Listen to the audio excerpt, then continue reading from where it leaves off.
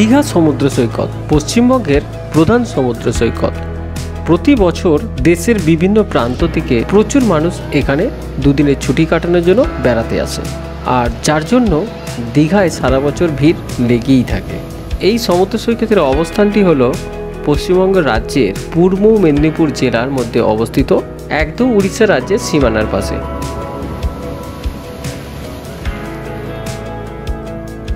আর আজকের ভিডিওতে থাকছে কলকাতা থেকে দীঘার যাবার অভিজ্ঞতা। তো পুরো ভিডিওটি দেখতে থাকো। আমাদের যাত্রা শুরু হয়েছিল হোম টাউন তারকেশ্বর থেকে। দীঘা যাবার জন্য আমাদের ট্রেন ধরতে হবে হাওড়া স্টেশনের 17 থেকে 22 নম্বর প্ল্যাটফর্মের দিকে।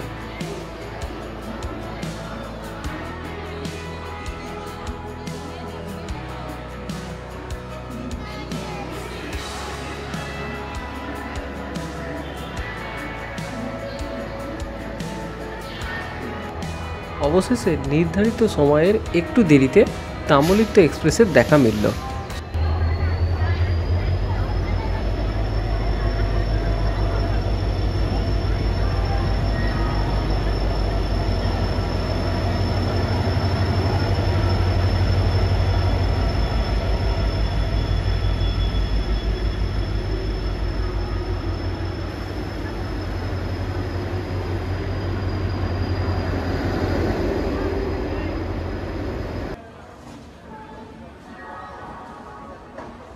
এখন বাজে সকাল 7টা।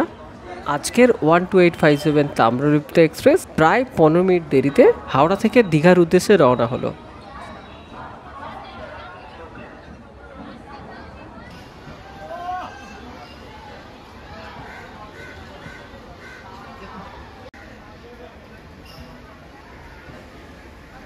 এখন আমরা আছি সাঁতরাগাছি স্টেশনে, আর দীঘা যাবার পথে এই স্টেশনটি প্রথম হল্ট হিসাবে পড়ে।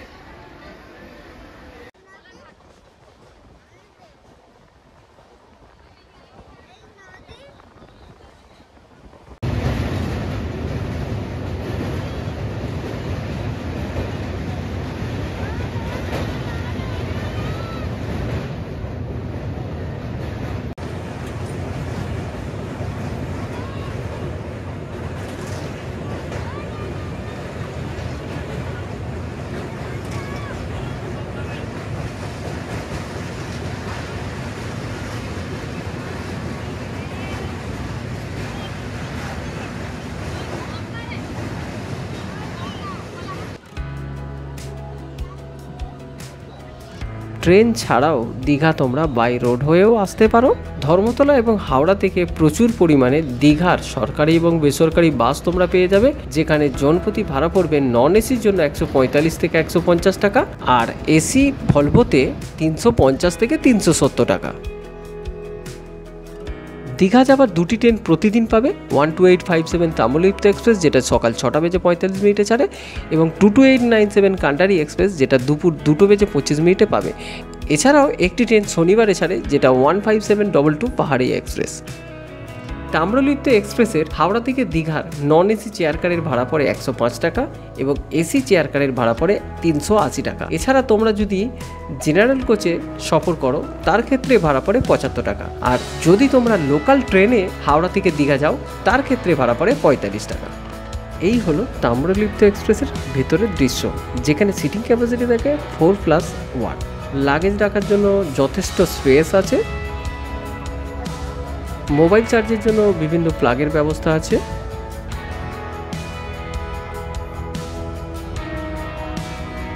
আর এই হলো আমার উইন্ডো সিট। অন্যান্য এক্সপ্রেসের তুলনায় উইন্ডো সিটগুলো একটু ছোট।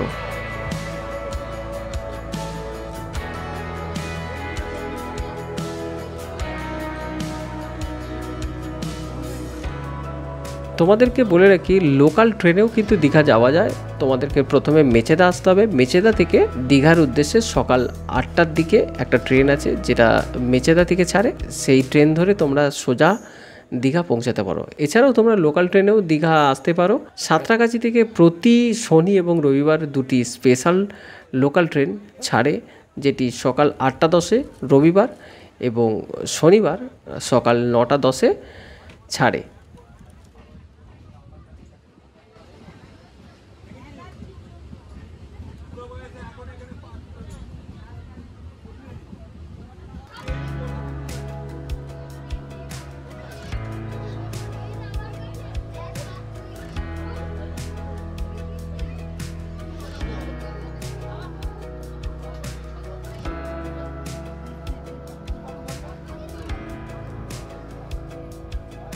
চলে এলাম শেষ স্টেশন দীঘা।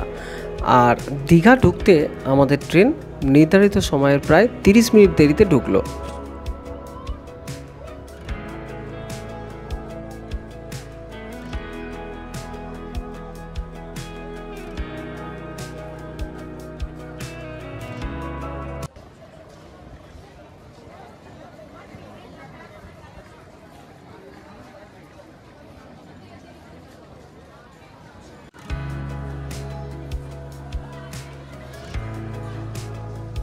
দীঘা স্টেশনটি বেশ সুন্দর, আর স্টেশনের পাশেই রয়েছে একদিকে বিশাল বনসৃজন।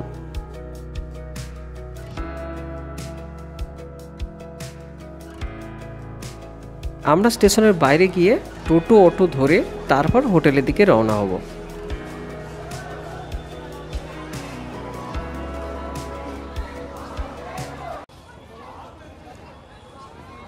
স্টেশনের বাইরেই রয়েছে বিভিন্ন গাড়ি স্ট্যান্ড, আর এখান থেকেই তোমরা বিভিন্ন গাড়ি পেয়ে যাবে হোটেল যাওয়ার উদ্দেশ্যে, আর যার ভাড়া পড়বে জনপ্রতি শেয়ারে 20 টাকা মতো।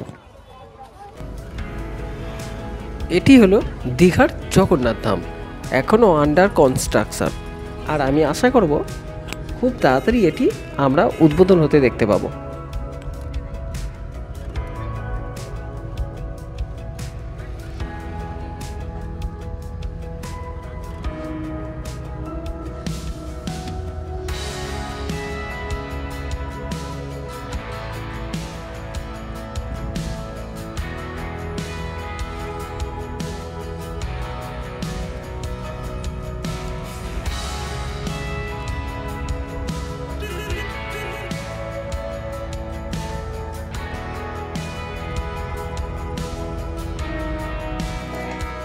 চলে এসেছি আমাদের হোটেল পার্ক প্লাজা, যেটি ওল্ড দীঘায় অবস্থিত শিবারিক রোডে।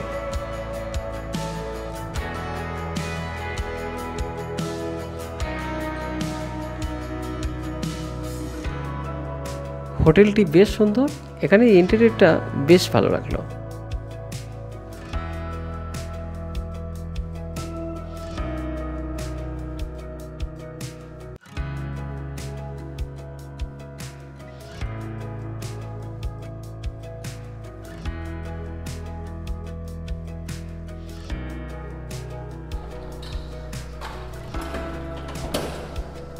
তো আমরা এসেছি এখন 309 নম্বর রুম, আর রুমের ভেতর গেট আপটা ঠিক এরকম।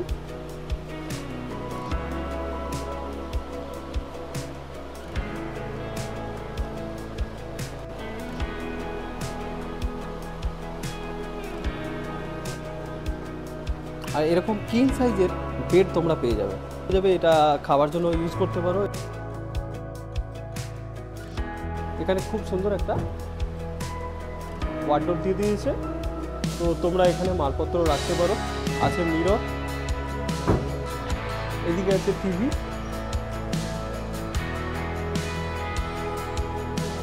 রুমের ডেকোরেটিং একদম নতুন। আছে সোফা, আর এখানে একটা ছোট্ট বারান্দা আছে, নন ভিউ রুম, তো তোমরা এটা ইউজ করতে পারো। বাথরুমটা তোমাদের দেখিয়ে দিই। বাথরুম একদম neat and clean, western toilet আছে, আর এদিকে ছোট বেসিন আছে, বালতি মগ আছে, আর এদিকে শাওয়ার আছে।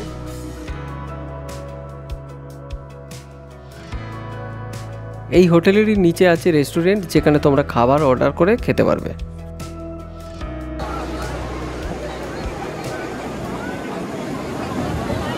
এবার চলে এলাম সমুদ্র সৈকতের দিকে বেড়াতে।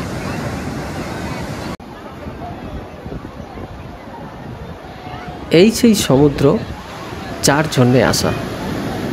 সত্যি অসাধারণ সুন্দর আমাদের বাঙালির গর্ব দীঘা সি বিচ।